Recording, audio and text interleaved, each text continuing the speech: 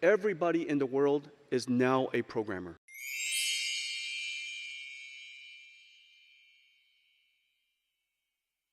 안녕하세요. 볼빨간 칠춘기입니다. 안녕하세요, 여러분. 드디어 4주째 저의 첫 프로젝트를 시작하게 되었습니다. 3일째 프로젝트 기획을 진행하게 된다고 합니다. 사실 저는 시작은 쉽게 하지만 끝을 맺기 어려워하는 성격이었는데요. 유튜브의 개발 공부 과정을 공유하면서 큰 변화를 겪었습니다. 혹시라도 제 다음 영상을 기다리시는 분이 계실까 하는 생각에 중도 포기를 할 수 없더라고요. 작년에 제가 한 가장 잘한 선택은 유튜브로 개발 공부를 시작한 것이었습니다. 이 초심을 잃지 않고 끝까지 완주하고자 합니다. 앞으로도 많은 응원 부탁드리며 오늘은 웹사이트 디자인의 기초에 대해 알아보겠습니다. 함께 배워가실 준비 되셨나요? 그럼 바로 시작해 볼까요? 오늘은 웹사이트 디자인의 기본 요소인 색상, 폰트, 레이아웃에 대해 배워본다고 합니다. 그리고 간단한 디자인의 원칙을 익히고 실제 웹사이트에 적용해 볼 예정입니다. 이 개념을 알면 나만의 멋진 웹사이트를 디자인할 수 있고 사용자가 편안하게 이용할 수 있는 UI를 만들 수 있겠죠. 여러분, 왜 색상이 중요할까요? 색상은 웹사이트의 느낌을 결정합니다. 예를 들어 파란색은 신뢰감을, 빨간색은 강렬한 느낌을 주죠. 바로 브랜드의 아이덴티티를 강조하는 중요한 요소입니다. 색상 선택에 따라 사용자의 감정과 행동도 달라질 수 있다고 하네요. 웹에서는 헥스코드, RGB 값, HSL 값을 사용해 색상을 설정하는데요. 우리 이거 배운 거 혹시 기억나세요? 못 보신 분들을 위해 지난 영상으로 복습 한번 하고 가겠습니다. 첫 번째 텍스트 색상을 설정하는 방법입니다. 색상 이름과 헥스코드, RGB 값 등을 사용할 수 있습니다. 자, 그럼 색상 이름과 RGB 값은 알겠는데 헥스코드는 뭘까요? 그리고 가장 보편적으로 사용되는 것은 뭘까요? 궁금하시죠? GPT 선생님에게 물어보겠습니다.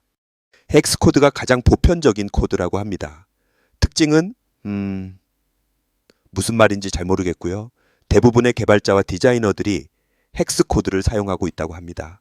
코드를 간결하게 표현할 수 있으며 색상이 풍부하게 표현된다고 하네요. 샵 뒤에 문자와 숫자로 구성되어 있네요.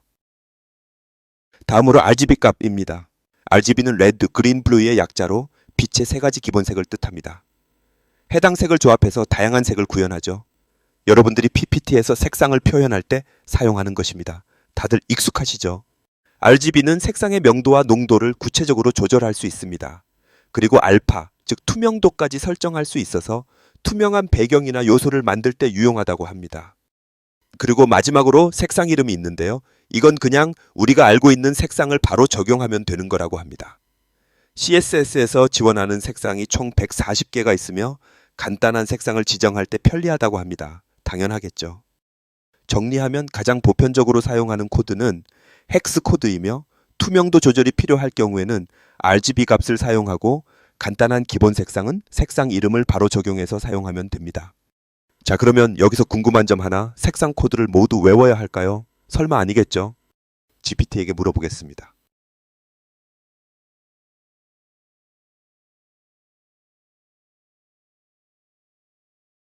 디자인 도구나 코드 편집기에서 색상 선택기가 있다고 합니다. 그래서 원하는 색상을 클릭하면 자동으로 코드를 보여준다고 하네요. 그리고 대부분의 코드 편집기에서는 색상 이름을 입력하면 자동으로 추천, 색상 목록을 보여준다고 합니다. 한마디로 뭐다? 외울 필요 없다. 자, 여러분 이제 대충 뭔지 감이 잡히시죠? 그런데 HSL이라는 배우지 못한 부분이 있네요. 요건 한번 확인하고 가겠습니다. HSL은 색상, 채도, 명도를 기반으로 색상을 표현하는 방법입니다. 사람의 색인지 방식과 유사해서 디자인 작업에서 직관적이고 편리하게 사용할 수 있고 색상을 조합할 때 RGB보다 쉽게 색상을 조절할 수 있습니다. 그래서 디자이너들이 많이 사용한다더군요. 색조는 색상의 종류를 나타내는데 색상의 종류를 도수로 표시합니다. 특이하네요. 채도는 색의 선명함을 조절하고 퍼센트로 조절합니다. 명도는 색의 밝기를 나타내고 이것도 퍼센트로 조절한다고 합니다. 컬러 휠, 즉 색상환에 따라 특정 각도에 특정 색상이 배정되어 있네요. 0도가 빨강이고 300도는 자홍색으로 표시되어 있네요. 60도 강역으로 대표색이 정해지고 그 사이 별로 다양한 색상들이 존재한다고 보시면 됩니다. 채도는 색이 얼마나 선명하거나 탁한지를 결정합니다. 0%면 회색이 되고 100%면 가장 선명한 색이 된다고 하네요. 마지막으로 명도는 색상의 밝기를 조절하는 값입니다. 0%면 검정이고 100%면 흰색이 되네요. 50%는 원래 색상의 가장 기본적인 값이라고 합니다. 다음은 폰트입니다. 폰트의 중요성은 말할 필요가 없겠죠? 가독성. 그리고 브랜드 이미지에 맞게 폰트를 선택해야 합니다. 제목에 들어갈 폰트, 대본에 들어갈 폰트 등 다양하게 적용을 해야겠죠? 웹에서 사용하는 폰트 종류는 다양한 것들이 있다고 하는데 웹사이트의 목적과 대상에 따라서 잘 적용하면 될 것 같습니다. 그런데 우리는 어떤 폰트가 어울리는지 잘 모르죠? 모를 땐 뭐다? GPT죠. 저희는 물어보고 적용하면 될 것 같습니다. 폰트를 적용하는 방법은 두 가지가 있는데요. HTML에 링크를 걸어서 폰트를 추가하는 방법과 CSS에서 폰트를 적용하는 방법이 있습니다. 다만 최근에는 CSS 방식이 더 많이 사용된다고 합니다. 가장 중요한 이유는 HTML에 폰트를 추가하면 페이지마다 링크를 다 걸어야 하지만 CSS에서 적용하면 모든 페이지에 다 적용이 되기 때문에 유지 보수가 쉽습니다. 그리고 웹사이트 속도와 성능 최적화, 최신 기술 및 표준 반영 등의 이유로 CSS 방식을 많이 사용한다고 하네요. 그럼 우리는 CSS 방식을 배우면 되겠죠. CSS에서 폰트를 적용하는 방법은 폰트 패밀리를 사용해서 직접 폰트 이름을 설정하면 됩니다. 요거 배운 거 기억나시죠? 혹시 폰트 크기 조절하는 법 기억나세요? 안 나시죠? 저도 가물가물하네요. 한번 살펴보고 가겠습니다. 두 번째는 폰트 크기 설정입니다. 폰트 크기 설정은 픽셀, 퍼센트, 임 단위 등으로 지정할 수 있습니다. 픽셀은 고정된 크기를 의미하며 폰트 사이즈를 지정한 값으로 표현을 해줍니다. 1cm는 37.8픽셀로 이해하시면 됩니다. 다음은 퍼센트입니다. 부모 요소의 폰트 크기에 비례한 크기입니다. 요건 대충 감은 오는데 확 와닿진 않으시죠? 실습 한번 해보고 넘어가겠습니다. 먼저 기본 개념 살펴보겠습니다. 부모 요소는 자식 요소를 감싸고 있는 상위 HTML 요소이고 자식 요소는 부모 요소 안에 있는 HTML 요소라고 합니다. 뭔 말이죠? 먼 건 풀 뜯어 먹는 소리를 코드를 한번 살펴보겠습니다. 아하! 스타일 안에 부모와 자식 요소로 폰트와 컬러를 지정할 수 있도록 되어 있네요. 여기서 부모의 폰트 크기를 조절하면 자식 요소의 폰트 크기는 설정된 비율대로 자동으로 조절이 되는 거라고 이해하시면 됩니다. 바로 확인 들어가 보겠습니다. 먼저 부모의 폰트 크기를 20에서 30픽셀로 변경해 보겠습니다. 그러면 부모의 폰트 크기도 바뀌고 자식의 폰트 크기는 부모의 150%로 설정되어 있기 때문에 자식의 폰트 크기도 수정되겠죠?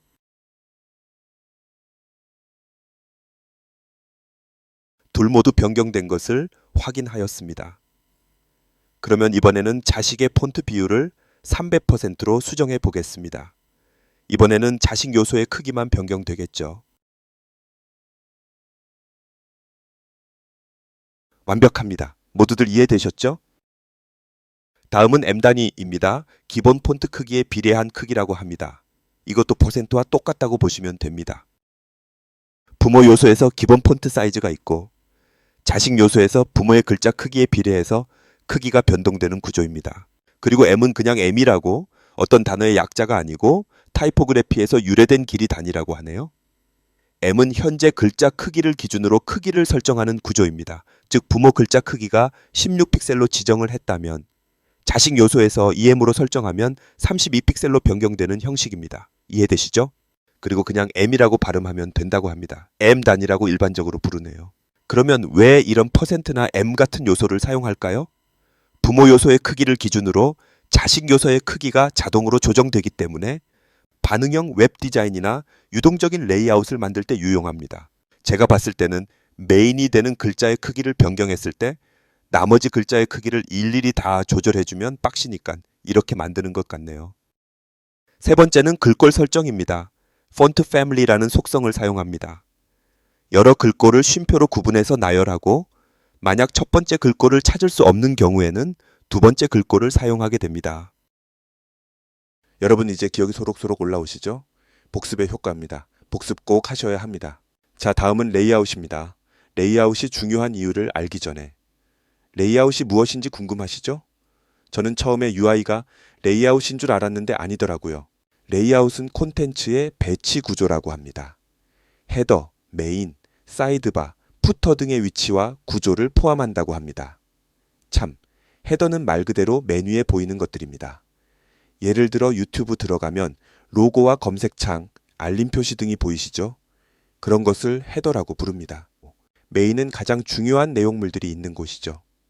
유튜브의 경우 추천 동영상들이 보이시죠? 그 부분이 메인입니다.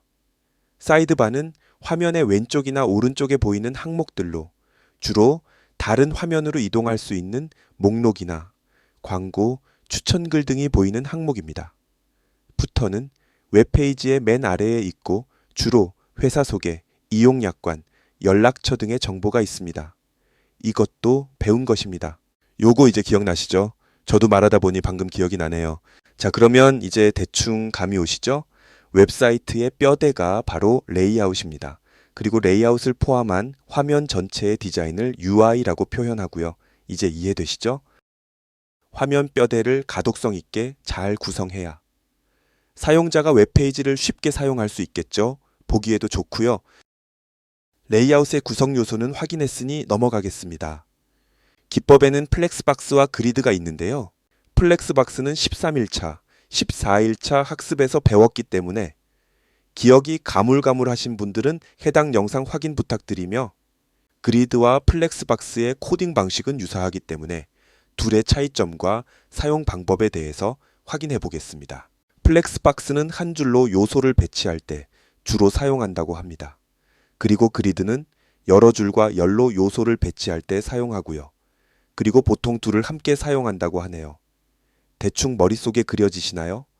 플렉스박스는 한 줄이기 때문에 메뉴바, 아이콘 목록 등에 사용하고 그리드는 다양한 상품 목록이나 사진 갤러리 등에 사용될 수 있겠죠? 오늘 배운 내용을 토대로 간단한 웹사이트 구조를 한번 설계해 보겠습니다. 딸깍하면 코드 만들어주죠? 다들 방법 아시죠? 요것도 별도의 설명은 생략하겠습니다. 아주 기본적인 페이지 구성이 나왔네요. 헤더, 사이드바, 메인, 푸터로 구성되어 있습니다. 색상을 볼빨간 칠춘기에 맞게 주황색으로 변경해 볼게요. 헤더와 푸터의 색상을 주황색으로 변경해 달라고 요청해 보겠습니다.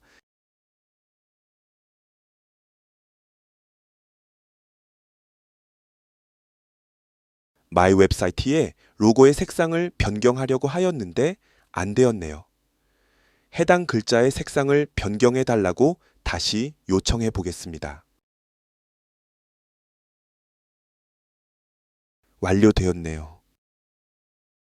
다음은 간단한 웹사이트 디자인 예제를 분석해 볼 예정입니다. 다들 즐거운 한 주 되시길 바랍니다.